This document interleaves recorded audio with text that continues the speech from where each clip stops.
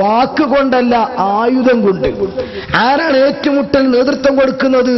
സമസ്ത കേരള ജംഇയ്യത്തുൽ ഉലമയല്ല, ദക്ഷിണ കേരള ജംഇയ്യത്തുൽ ഉലമയല്ല, എസ്വൈഎസും എസ്എസ്എഫുമല്ല, മറിച്ച് അന മദീനത്തുൽ ഉൽമി വ അലിയുൻ ബാബുഹാ, മുത്തനബി സർട്ടിഫൈ ചെയ്ത അലി റളിയല്ലാഹു തആല അൻഹു ഏറ്റുമുട്ടി ഒരു ശത്രുവിനെ പിടിച്ചുകൊണ്ടുവന്നു.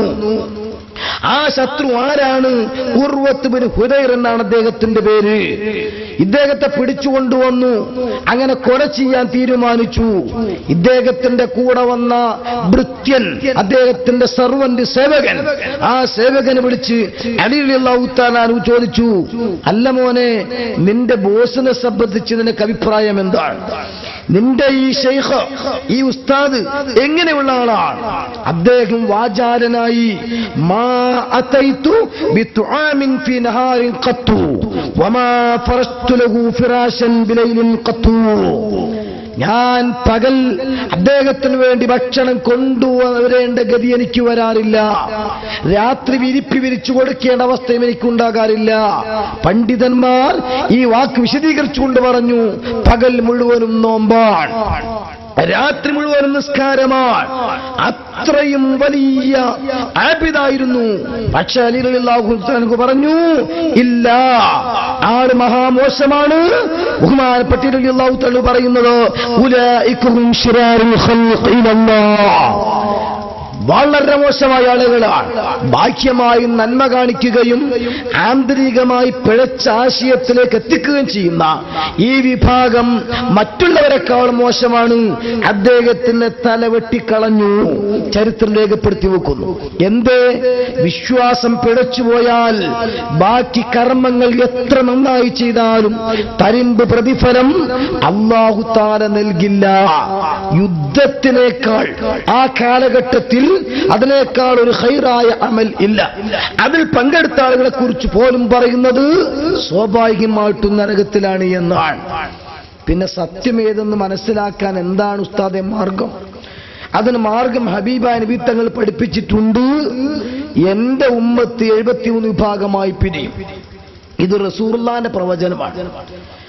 എന്റെ ഉമ്മത്ത് 73 കക്ഷികളായി പിരിയും. എല്ലാവരും നരകത്തിലാണ്, ഒരു വിഭാഗമേ സ്വർഗത്തിലുള്ളൂ. സ്വഹാബത്തിന്റെ ചോദ്യം, ആരാണ് നബിയെ അവർ? ബഹുമാനപ്പെട്ട റസൂലുള്ളാഹിന്റെ പ്രതികരണം, അഹ്ലുസുന്നത്തി വൽ ജമാഅത്ത് മാത്രമാണ്. ഒരു റിപ്പോർട്ടാണ്. വമാ ഹിയ യാ റസൂലുള്ളാഹ്, 73 വീക്ഷണഗതിയുള്ളവരായി ഇസ്ലാമിന്റെ ലേബിളിൽ വരും. എല്ലാവരും പറയുന്നത് ലാ ഇലാഹ ഇല്ലല്ലാഹ് മുഹമ്മദ് റസൂലുള്ളാഹ് എന്നാണ്. ഒരുപക്ഷെ വീടിന്റെ ഫ്രണ്ടിൽ ഫ്രെയിം ചെയ്ത് വെച്ചിട്ടുണ്ടാകും. ഖാദിയാനികൾ കാഫിറുകളാണെന്ന് മുസ്ലിം ലോകത്തിന്റെ തീരുമാനമാണ്. അവരുടെ പള്ളിയുടെ ഫ്രണ്ടിൽ എഴുതി വെച്ചിരിക്കുന്നു ലാ ഇലാഹ ഇല്ലല്ലാഹ് മുഹമ്മദ് റസൂലുള്ളാഹ്.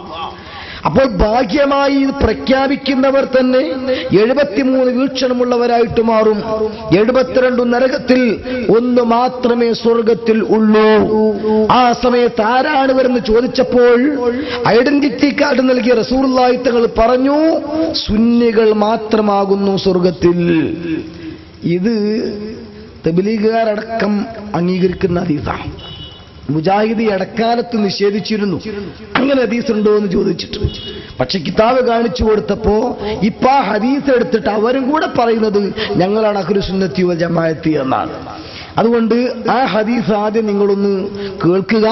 എന്റെ നാട്ടിൽ വന്ന് ഒരു മുജാഹിദിന്റെ മൗലവി, പറപ്പൂർ അൻസാരി എന്ന് പറയും, അദ്ദേഹം എനിക്കെതിരെ എന്റെ നാട്ടിൽ എന്റെ ക്ലിപ്പിട്ടുകൊണ്ട് സംസാരിച്ച സംസാരം.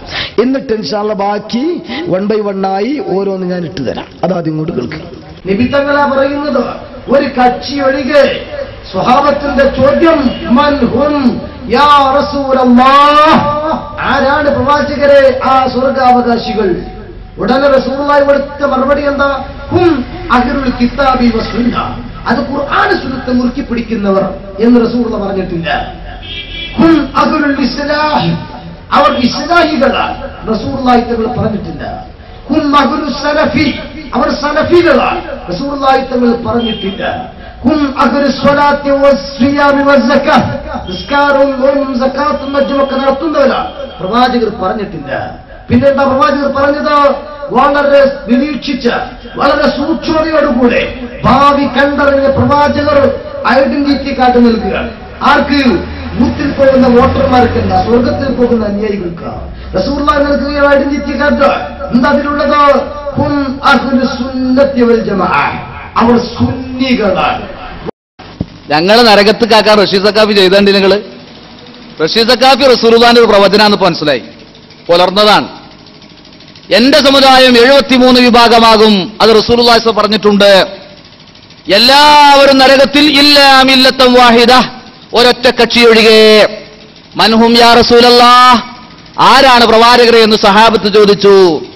അപ്പൊ റഷീദ് സഖാഫി വിശദീകരിക്കുക, ഹും അഹ്ലുൽ കിതാബി വസ്സുന്ന, അവര് കിതാബും സുന്നത്തും മുറുകെ പിടിക്കണവരാണെന്ന് പറഞ്ഞില്ല, ഞങ്ങളാണ് അത് പറയല്. ഹും അഹ്ലുൽ ഇസ്ലാഹി, ഇസ്ലാഹികളാണ് എന്ന് പറഞ്ഞില്ല, അത് ഞങ്ങളാണ് പറയല്. ഹും അഹ്ലു സലഫി, സലഫികളാണ് എന്ന് പറഞ്ഞില്ല, അതും ഞങ്ങളാ പറയല്. അവർ റസൂലുള്ളാഹി അതൊന്നും പറഞ്ഞില്ല. പിന്നെ തബ്ലീഗരെ പറ്റിയാണോ തോന്നുന്നത്? ഹും അഹ്ലു സ്വലാത്തി വസ്സിയാമി വസ്സകാത്തി, ഓലാളെ പുസ്കാരം സക്കാത്ത് നോമ്പ് പറഞ്ഞിട്ട് അത് മാത്രം പറഞ്ഞ് ഞങ്ങൾ ഉത്ബുദ്ധരാക്കാൻ ശ്രമിക്കണത് ഓലെ പറ്റിയാവും. അങ്ങനെ റസൂലുള്ളാഹി പറഞ്ഞിട്ടില്ല. പിന്നെ ആരെ പറ്റിയാണ് റസൂലുള്ളാഹി സ്വല്ലല്ലാഹു അലൈഹി വസല്ലം പറഞ്ഞത്? ദീർഘവീക്ഷണത്തോടുകൂടി റഷീദ് സഖാഫിയെ പോലുള്ള ആളുകൾ അംഗമായി ചേർന്ന സംഘടനയായ ഹും അഹ്ലു സുന്നത്തി വൽ ജമാഅ എന്ന് റസൂലുള്ളാഹി പറഞ്ഞു. പച്ച നുണ. എന്റെ പ്രസംഗം കേൾക്കുന്ന ഏതെങ്കിലും മുദദ്ദിസുമാരോ മുതഅല്ലിമാരോ മുസ്ലിയാക്കന്മാരോ ഉണ്ടെങ്കിൽ ആ ഹദീസ് ഒന്ന് കൊണ്ടുവരി, ഇപ്പൊ തന്നെ കൊണ്ടുവരി. ഈ പ്രസംഗം കഴിഞ്ഞ സമയം തരാ, ഇത് കഴിഞ്ഞിട്ട് ഇതിന്റെ പ്രവർത്തകരുണ്ട്. ഈ റഷീദ് സഖാഫി പറഞ്ഞ ഈ ഹദീസ് എവിടെ? അതേത് ഹദീസ് ഗ്രന്ഥത്തിൽ? ആരുദ്ധരിച്ചു? സ്വഹീഹാണോ ലഈഫാണോ? ഞാൻ പറയട്ടെ, അങ്ങനെ ഒരു ഹദീസ് ലഈഫ് പോലും ഉദ്ധരിക്കാൻ സഖാഫിക്കോ സഖാഫിയെ കൊണ്ടു നടക്കുന്നവർക്കോ കഴിയില്ല. കഴിഞ്ഞിട്ടുണ്ട്, തെളിയിച്ചിട്ടുണ്ട്. ഗ്രന്ഥം കൊണ്ടുപോയി കൊടുത്ത് തമ്പീർ എന്ന ഗ്രന്ഥത്തിൽ നിന്ന് വായിച്ചു കൊടുത്തപ്പോ ഇദ്ദേഹം ഞാനുമായി 3 റൗണ്ടായിരുന്നു അന്ന് മുട്ടിയിരുന്നത്. പിന്നീട് അതിന് എതിർത്തില്ലെന്ന് മാത്രമല്ല, ഇപ്പോ മുജാഹിദ് പുതിയതായി ഇറക്കുന്ന എല്ലാ ലഘുലേഖയിലും അഹ്ലുസുന്നത്ത് ജമാഅത്ത് ഞങ്ങളാണ്, അഹ്ലുസുന്നത്ത് ജമാഅത്ത് ഞങ്ങളാണെന്ന് പറഞ്ഞ് അത് അംഗീകരിക്കുക ചെയ്തു. ഞങ്ങളുടെയൊക്കെ ഭാഗത്ത് പറയും അമ്മായിമ്മയുടെ കുരുട്ട് ബുദ്ധി എന്ന് പറഞ്ഞാൽ, ഈ പൊതുവെ കുടുംബത്തിലൊക്കെ ഉണ്ടാകുന്ന കലാപങ്ങളിൽ ഒരു ഭാഗമുണ്ട്. അത് അന്യ തറവാട്ടിൽ നിന്ന് കൊണ്ടുവരുന്ന മരുമകൾ, മകന്റെ ഭാര്യ, ആ ഭാര്യയും ഭർത്താവിന്റെ ഉമ്മയും തമ്മിൽ ചിലപ്പോൾ മിക്കവാറും സ്ഥലങ്ങളിൽ യോജിപ്പ് കാണൂല. ഇവിടെ ഈ പരിസരത്തൊന്നും അങ്ങനെ ഫൈറ്റിംഗ് ഇല്ല. എല്ലാ അമ്മായിമ്മമാരും അതുപോലെ മരുമക്കളും നല്ല യോജിപ്പിലാണ്. കാരണം ഭക്ഷണം കഴിച്ചിട്ട് എനിക്ക് പോകേണ്ടത്, അപ്പോൾ അത് സ്വാഭാവികമായിട്ട് ഏതൊരു വീട്ടിൽ കയറേണ്ടി വരുന്ന ഉറപ്പാണ്. അപ്പൊ അതുകൊണ്ട് മിക്കവാറും ചില സ്ഥലങ്ങൾ അങ്ങനെ ഉണ്ടാകാറുണ്ട്. അപ്പൊ മോശമായ വല്ലതും കണ്ടാൽ അതൊക്കെ നേരെ മരുമക്കളെ അക്കൗണ്ടിലേക്ക് അങ്ങോട്ട് ചേർക്കും. നല്ലത് കൊണ്ടുവന്ന ആ ക്രെഡിറ്റ് എല്ലാം അമ്മായിമ്മയും അവകാശപ്പെടുന്നു.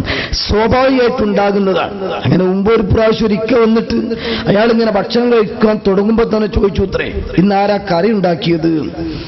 അപ്പൊ തോന്നി ഇത് റോങ്ങായ ചോദ്യമാണ്, എന്തോ തകരാറ് കറിയിൽ സംഭവിച്ചിട്ടുണ്ട്. ഉടനെ അമ്മായിമ്മ പറഞ്ഞു, നിങ്ങളെ മരുമകളെന്നെ കറി വെച്ചത്, കേടൊന്ന് അങ്ങോട്ട് ഇട്ടുവിട്ടതാണ്. അങ്ങനെ ചോറിങ്ങനെ കഴിച്ച് സാധാരണത്തെക്കാൾ കൂടുതൽ പോളിങ്, അല്പം കൂടെ ലേശവും കൂടെ, അങ്ങനെ പതിവ് കൂടുതൽ ഭക്ഷണം കഴിച്ചപ്പോ ഈ ഉമ്മ ചോദിച്ചു, അല്ല നിങ്ങളെന്തേ നേരത്തെ കറിയെപ്പറ്റി ചോദിച്ചത്? അല്ല ഒന്നുമല്ല, ഇന്ന് സാധാരണത്തെക്കാൾ നല്ല ടേസ്റ്റ് ഉണ്ട്, അതുകൊണ്ട് ചോദിച്ചു പോയതാ. അപ്പൊ ഉടനെ അമ്മായിമ്മ പറഞ്ഞു, എങ്കിൽ അരച്ചതും വെള്ളം ഒഴിച്ചതും തീ കത്തിച്ചതും ഒക്കെ ഞാൻ തന്നെയാ, പിന്നെന്താ ഞാൻ കറി വെക്കുന്നത്? ഇനി കറിക്കെന്താ വേണ്ടത്? അവൻ നന്നായി എന്ന് കണ്ടപ്പോ നേരെ അമ്മായിമാന്റെ ഒക്കെ എടുക്കും. മോശമാവുകയാണോ മരുമക്കൾക്കും? ഇതേപോലെ ഇങ്ങനെ ഹദീസ് ആളങ്ങ് നിഷേധിച്ചു.